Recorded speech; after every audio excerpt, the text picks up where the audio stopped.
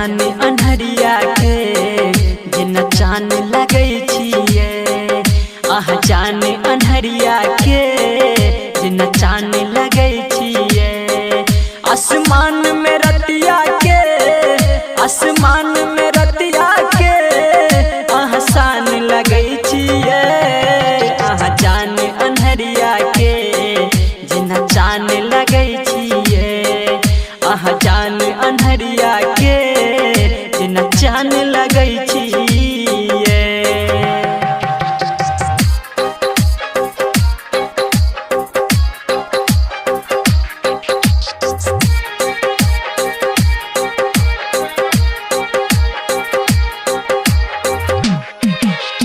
नीको ने लागे खाना जब से देखलो भेलो दीवाना। दिल कर कोई अही के खातिर केना करी एकरा माना। नीको ने लागे खाना जब से देखलो भेलो दीवाना। दिल कर कोई अही के खातिर केना करी एकरा माना। हम जान आहा के जान, हम जान आहा के जान अपन जान मानै छियै। जान अन्हरिया के जेना चान लगै छियै। जान अन्हरिया के जेना चान लगै छियै।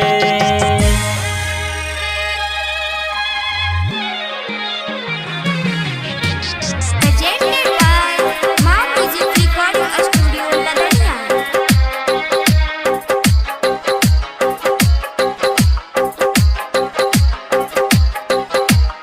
Music by DJ Umesh, Sukhipur Bazaar. आगे दिल में लगल बुझाबू सजना अपन बनाबू। सोचल सपना जानू मिलके दोनों सजाबू। आगे दिल में लगल बुझाबू सजना अपन बनाबू। सोचल सपना जानू मिलके दोनों सजाबू। दिल घायल भेलै हमार, दिल घायल भेलै हमार केहन बान मारै छियै। जान अन्हरिया के जेना चान लगै छियै। जान अन्हरिया के जेना चान लगै छियै।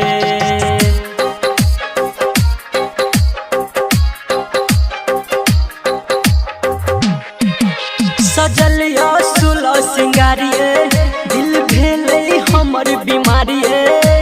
संदीप सुमन भेले अहाँ के नैनक शिकारिए।